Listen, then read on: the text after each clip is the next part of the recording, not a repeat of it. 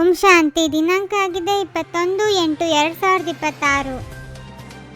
ತಂದೆಯು ಅತಿ ಮಧುರ ಸ್ಯಾಕ್ರಿನ್ ಆಗಿದ್ದಾರೆ. ಆದ್ದರಿಂದ ಅನ್ಯ ಎಲ್ಲ ಮಾತುಗಳನ್ನು ಬಿಟ್ಟು ಆ ತಂದೆಯನ್ನು ನೆನಪು ಮಾಡಿರಿ, ಆಗ ಮಧುರ ಸ್ಯಾಕ್ರಿನ್ ಆಗಿ ಬಿಡುತ್ತೀರಿ.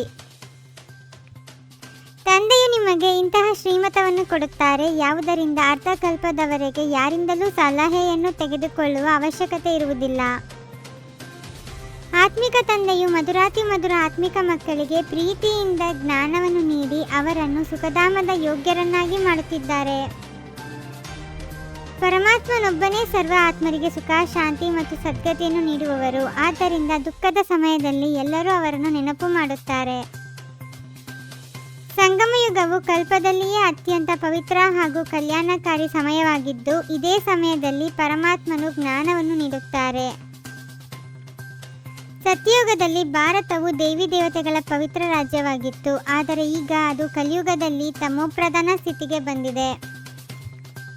ತಂದೆಯ ಶ್ರೀಮತವನ್ನು ಅನುಸರಿಸಿ ಆತ್ಮರು ಮತ್ತೆ ಸತೋಪ್ರಧಾನರಾಗುವ ಮೂಲಕ ಶ್ರೇಷ್ಠ ಜೀವನವನ್ನು ಪಡೆಯಬಹುದು.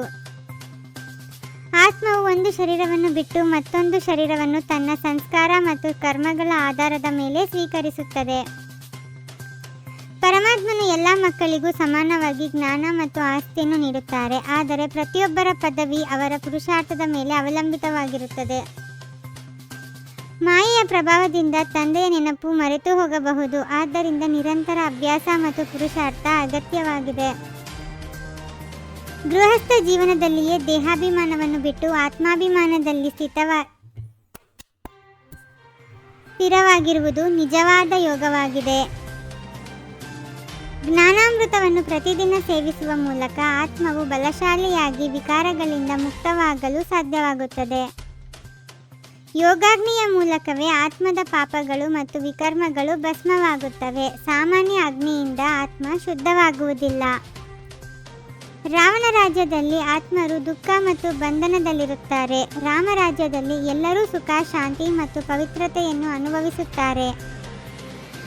ಪರಮಾತ್ಮನ ಶ್ರೀಮತವನ್ನು ಅನುಸರಿಸಿ ಪವಿತ್ರ ಜೀವನ ನಡೆಸುವವರು ಭವಿಷ್ಯದಲ್ಲಿ ಉನ್ನತ ರಾಜ್ಯ ಪದವಿಯನ್ನು ಪಡೆಯುತ್ತಾರೆ.